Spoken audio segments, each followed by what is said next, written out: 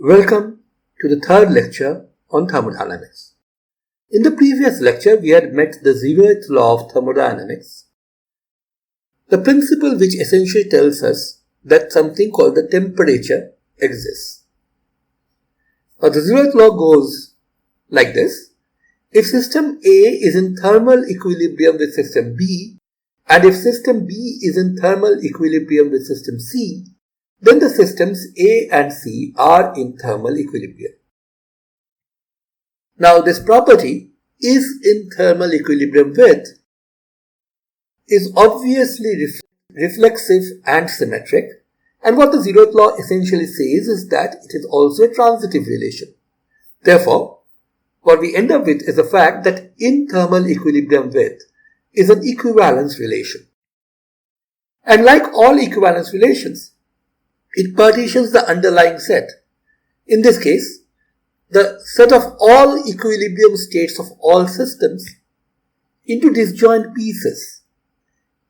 Each member of one piece is in thermal equilibrium with all other members of that piece, or would be in thermal equilibrium with that piece if they were brought into contact through a diathermal wall. These pieces are what we call isotherms.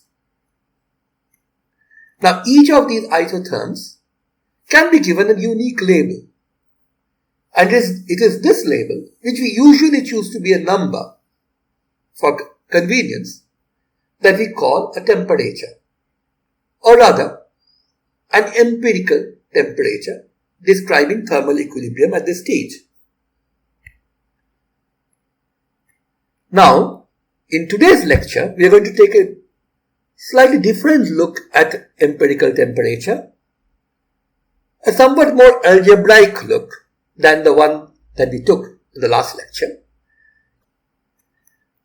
Let us consider first two systems A and B which are in contact with each other through an adiabatic wall. And let's assume that the wall is also immobile and impermeable. Now, in this case, both systems are in equilibrium individually, but they are actually not necessarily in thermal equilibrium with each other. In fact, in this situation, the thermodynamic coordinates xa, ya, etc. which describe system A, and those like xb, yb, etc. which describe system B are independent of each other. So we do have equilibrium individually, but not in a mutual sense. If we were to change the wall in between from an adiabatic wall to a diathermal wall, these systems would not really be in equilibrium to begin with. However, the coordinates will change and thermal equilibrium will ultimately be reached. In fact, this equilibrium which is reached with the bodies being in thermal contact with each other through a diathermal wall is called thermal equilibrium. Now, once this happens, the new values of the coordinates of A and B, these thermodynamic coordinates, are no longer independent. They will be connected through some equation. And that equation will be specific, of course, to which pair of systems we talk about. So for system A and system B, we will have an equation of thermal equilibrium, some function HAB. The notation suggests that it depends on both A and B, of the arguments xa, ya, etc. and xb, yb, etc. has to be equal to 0. We will see that the zeroth law actually puts immense restrictions on the possible forms of these functions HAB. No matter what the systems are, no matter what the identity of the thermodynamic coordinates are, HAB, this function, has to be something of a very specific form. So let's see exactly what zeroth law says about this. Firstly, if A and B are in thermal equilibrium, that is, here we see A and B, this is a picture we also saw in the last lecture, are in thermal contact through a diathermal wall. Let me remind you that these pictures where I have drawn a shaded barrier, that stands for diathermal wall. An empty barrier or unshaded barrier represents an adiabatic wall. So here we have a situation where A and C are, at least at the beginning, separated by an adiabatic wall, whereas A and C are both in contact with B through a diathermal wall. So once everything settles down and A and B reach equilibrium, they will of course be in thermal equilibrium, and therefore this equation will hold. HAB with these arguments must be equal to 0. Under this situation, B and C are also in contact through a diathermal wall, and so the equilibrium here is also thermal equilibrium. So HBC, XB, YB, etc., XC, YC, etc. must also be equal to 0. Here HBC equal to 0 is the equation for thermal equilibrium between the systems B and C. What the zeroth law tells us is that this implies that if we were to replace this barrier by a diathermal wall, the state of A and C will not change. Their thermal coordinates will stay exactly the same as before, and you will have thermal equilibrium between A and C. Therefore, the equation for thermal equilibrium between A and C, HAC, XAYA, etc., XCYC, etc. equal to 0, must follow as a consequence of these two equations. Now, this apparently innocuous statement actually restricts the possible form that these functions HAB, HBC and HAC can have. Now, a full-fledged mathematical discussion of that is what we are going to do, but it may seem a bit too abstract at first glance.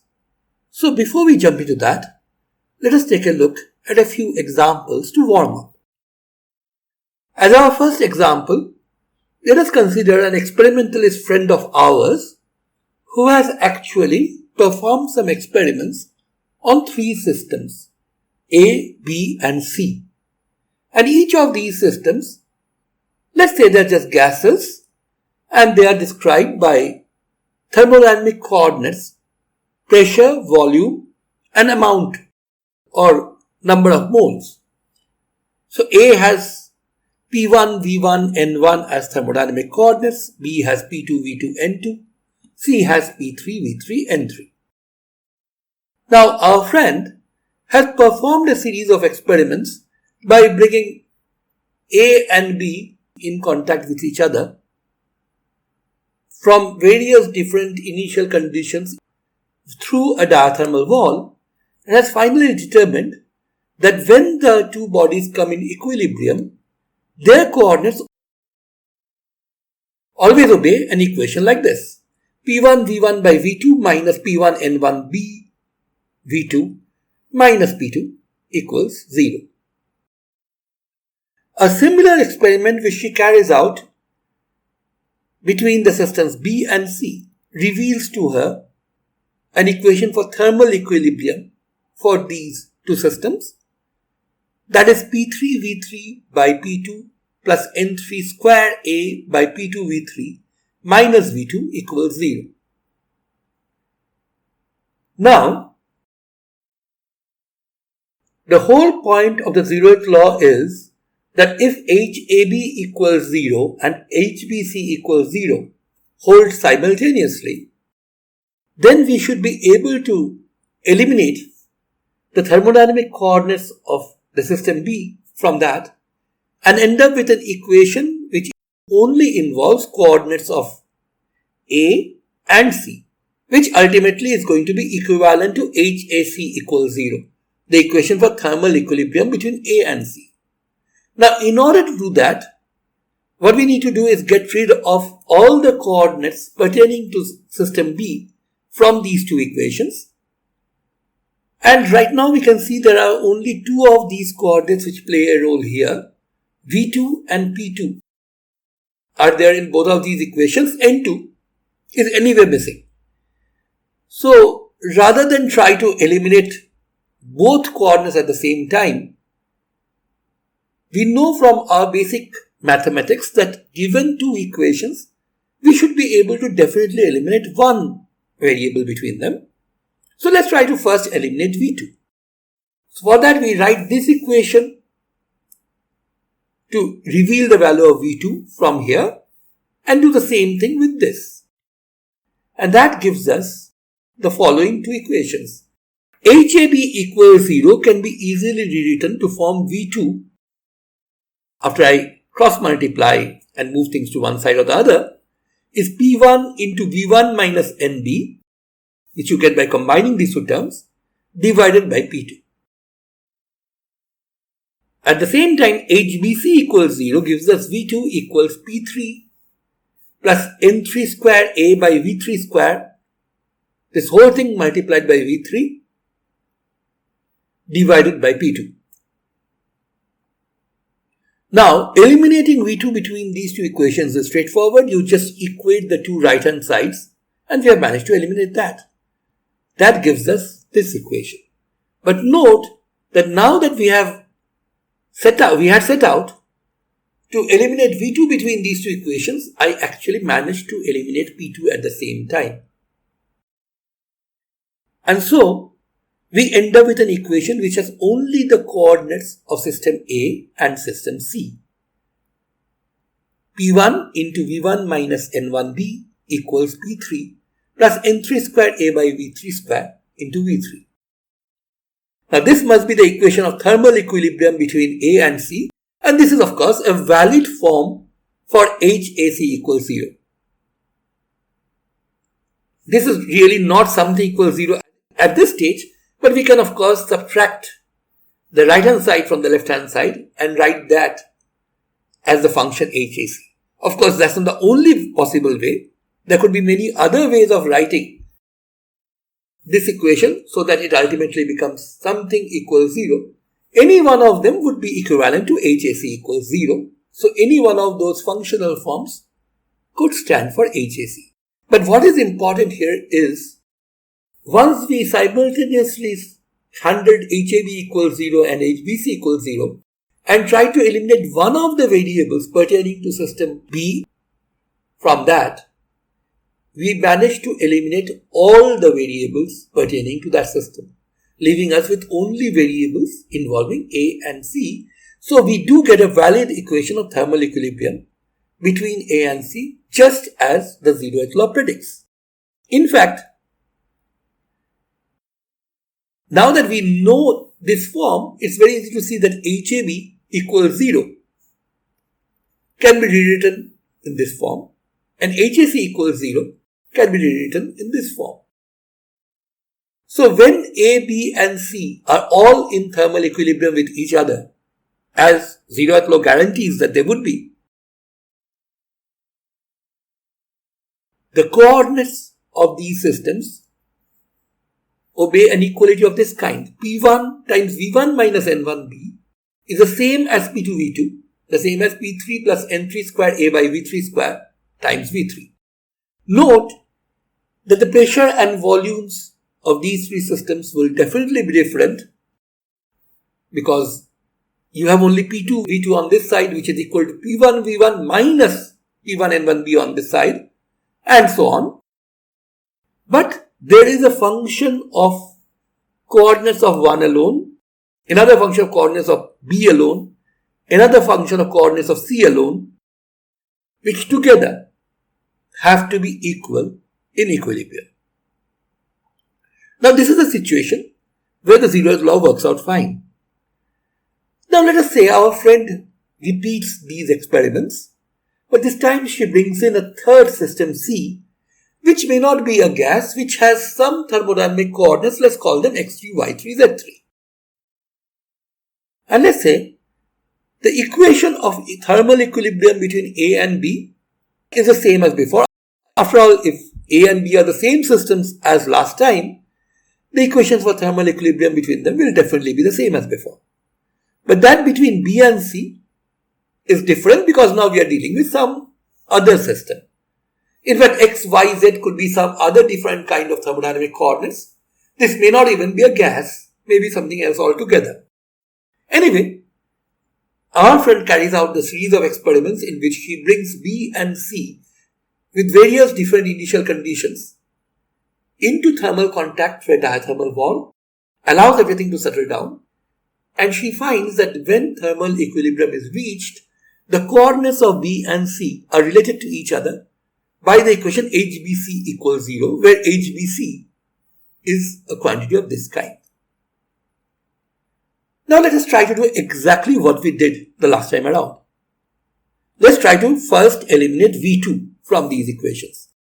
It is very easy to write down V2 in terms of the other variables in both of these equations. The first one, the one which follows from HAB equals 0, should be familiar to us. It's exactly the same as the one we had before. From HBC equals 0, you get V2 equals x3y3 by P2 into 1 minus x3 by P2 y3. In order to get that, you have to actually combine these two terms, move both of them to the other side, get V2 into 1 minus x3 by P2 y3, divide through, and the rest is simple algebra. So once again, we have managed to express these in such a form that eliminating V2 between them becomes very simple. You just have to equate these two terms and V2 gets eliminated. And this is what you get. But notice that unlike what happened last time, here P2 does not cancel out completely from the two sides. There is a P2 stuck in somewhere here. In other words, we have not been able to eliminate all the coordinates pertaining to system B in this particular situation. So, A and B being in thermal equilibrium leads to this. B and C being in thermal equilibrium leads to this. But the two together does not give me an equation which involves coordinates of A and C alone, which must follow if A and C were to be in thermal equilibrium. So this is to say that it is impossible to arrive at a valid HAC equal to 0 equation, which will ultimately say that A and C are in thermal equilibrium for this particular set of experimental results. So, if our friend's experimental results are valid, then this would contradict the zeroth law. Of course, the obvious solution here is that she has made a mistake in this particular case in determining the equations for HAB and HBC. And this is why we are not getting a valid HAC equal to 0 kind of equation from the two of them. Now, I must stress one thing here. If our friend's experimental results stated here were actually valid, then the zeroth law would end up being wrong. And that is a very important point. Zeroth law, after all, is an experimentally established physical law. And like all scientific laws, it obeys a very basic principle. It has to be falsifiable. There should be a way of experimentally figuring out situations where this will not end up being valid. If a statement is not falsifiable, it is not a valid scientific statement. That is not to say that that statement is either true or false. If it cannot be falsified, it's not something we should discuss within the scope of a scientific discussion. Of course, if a statement has already been falsified, then we know it is wrong. So we would not actually accept that as a valid law of physics. So a scientific statement should be falsifiable, but hopefully not yet falsified. Or even if it has been falsified, it has been shown to be valid within a narrow range of its original parameters and maybe not valid if you go outside that range. So we would still stick to using that law within that smaller, narrower context. Of course, as far as we know till date, there has been no violations of the zeroth law. But that also reveals a basic structure of scientific results. They're all true to the extent that we know today. tomorrow some other experiment can come up and falsify the zeroth law, as it may falsify any law. It's just that we have so much experimental evidence in favor of the zeroth law already that we would be very, very surprised if it suddenly failed in a next experiment. But if it really fails and repeated experiments show that it has failed, then we would have to accept that and change the law to something else. We don't have to do anything of that kind here. The zeroth law, as far as we know, is a valid law. So in this particular example, our friend must have made a mistake. Let us now turn to a general situation and try to see how the kind of arguments that we made a while ago can be used and how they lead to the notion of an empirical temperature, one particular combination of a given system's thermodynamic coordinates, which must each be equal to each other in order that the systems themselves be in thermal equilibrium. Just like in the previous example, we had P1 into V1 minus NB for the first system, P2 V2 for the second system, P3 plus N3 square A by V3 square into V3 for the third system. These are three functions for each of the three systems which had to be equal to each other for the three to be in mutual thermal equilibrium. Let's now try to see that that is really a general feature which follows from a logical application of the zeroth law. Based on whatever we have discussed so far, it should be pretty clear that what we need to do is, starting from the equations HAB equal to 0 and HBC equal to 0 in general, we should demand that eliminating any one of the thermodynamic coordinates of B from these two equations should eliminate every one of them. And then we would end up with an equation relating coordinates of A to coordinates of C, which would of course be equivalent to HAC equals 0, and thus justifying the zeroth law. Now, we proceed in exactly the same way as we did in our examples before. Starting from this equation HAB equals 0, we solve it for one of the coordinates of the system B, let's say xb. So xb turns out to be some function again dependent on the systems A and B of xa, ya, za, all the coordinates of A, and every coordinate of B apart from the one which I have taken out here. We could play the same game with HBC equals 0, turn that around and solve it for xb, giving a new function FBC, which is a function of xc, yc, zc, etc., etc. And again, all coordinates of B except of course for xb. Now, eliminating xb between these two equations is straightforward. You just equate the right hand sides of these two expressions. So you end up with FAB, XA, YA, ZA, etc., YB, ZB, and so on, is equal to FBC, with the arguments now being all the thermodynamic coordinates of C and all other thermodynamic coordinates of B apart from XB. But the demand that this should be equivalent to FAC equals 0 should tell us that this expression ultimately should end up being independent of all the coordinates of B. YB, ZB, etc. should also drop out.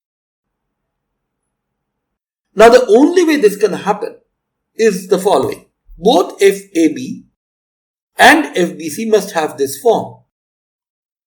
There must be a common function psi B of the coordinates or remaining coordinates of B, which is there in both the expressions as an additive term,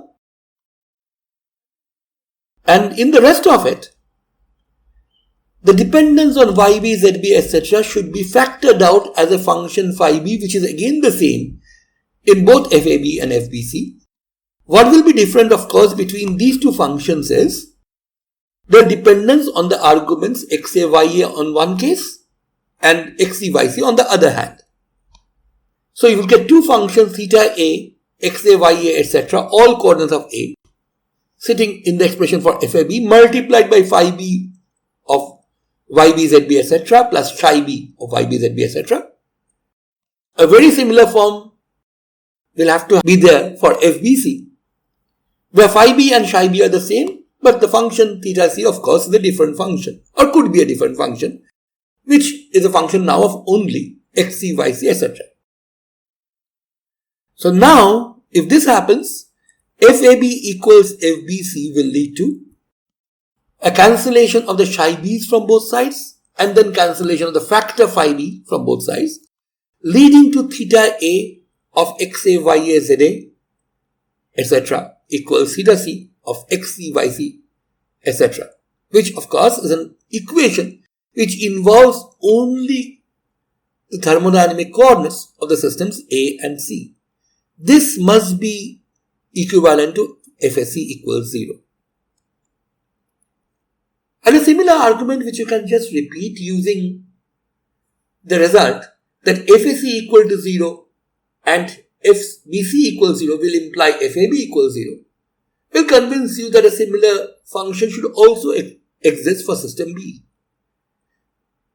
In conclusion, what the zeroth law really tells you, at least in this form, is that there must exist functions theta a, theta b, theta c, etc., one for each system, which are functions of the coordinates of that system only. And it is the equality of these functions to each other which ensures thermal equilibrium between them. The equation of thermal equilibrium, which could have turned out to be any function of the coordinates of the two systems being equal to 0, because of the zeroth law, it takes a very special form. It must be equivalent to the statement, a function of the coordinates of A equals the function of the coordinates of B if A and B are in thermal equilibrium, and similarly equal to another such function of the coordinates of C alone if A is in thermal equilibrium with C. So what this leads to is the existence of a function of the thermodynamic coordinates alone whose equality guarantees thermal equilibrium between systems. This is exactly what we call its empirical temperature, or rather, to be more precise, this is what we should call one of the possible empirical temperatures of the system. After all, we have already seen in the last lecture that if theta is an empirical temperature, any monotone function of theta would also serve as an empirical temperature. So this theta that we have seen emerging from the zeroth law is one of the possible empirical temperatures. So this was the algebraic way of justifying the existence of a temperature function using the zeroth law. Before we wrap up, let me clarify a point which may have confused some of you. In the last lecture, I defined an isotherm as a collection of all states of all systems which are in thermal equilibrium with each other, and each such isotherm ended up with a single label. This is something we talked about also at the beginning of today's lecture. And this label is, of course, the temperature which we have seen in a different manner right now as a function of the coordinates of a given system, which has to be equal to a similar function of the coordinates of another system in order to get thermal equilibrium between the two. Now, a more common usage of the word isotherm actually is one in which we are really talking about isotherm curves, which are often usually just called isotherms. Now, as we have just said, thermal equilibrium between two systems A and B means the function theta A, the empirical temperature for A, of the coordinates xa, ya, etc., must equal theta B, the similar function for B of xb, yb, etc.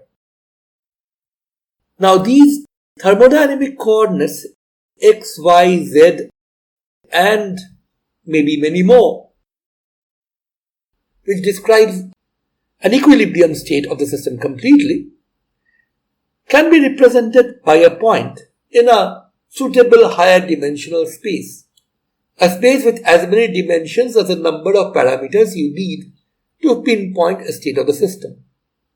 The simple systems that we had defined in a previous lecture can be described entirely by three thermodynamic coordinates. For example, a simple fluid may require only pressure, volume and number of moles. So that would correspond to a three-dimensional state space or equilibrium thermodynamic space.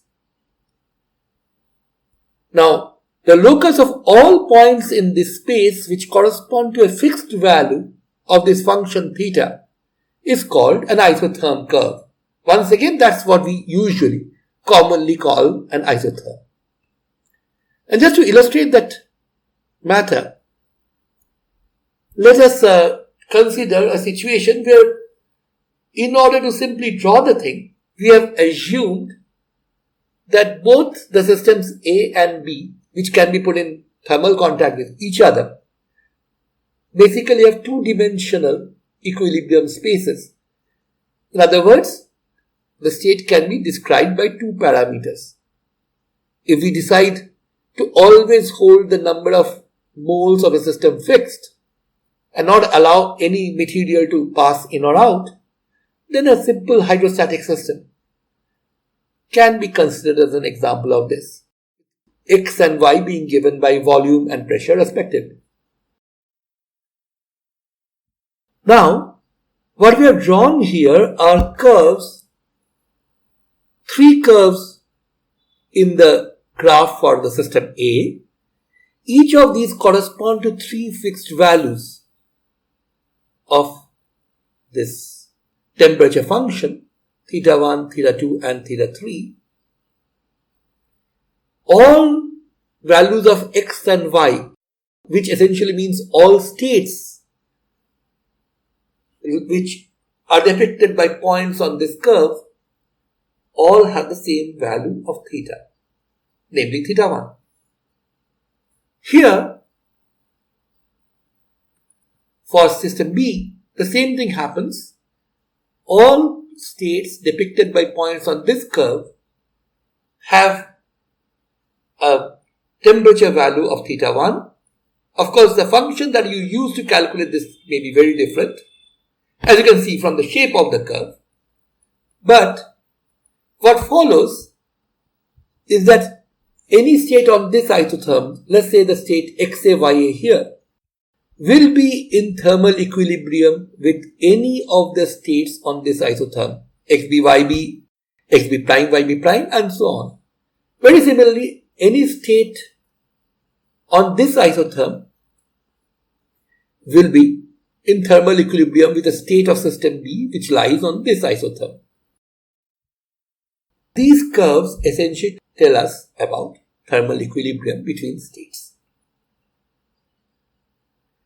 In the next lecture, we are going to take a look at how this empirical temperature can actually be measured.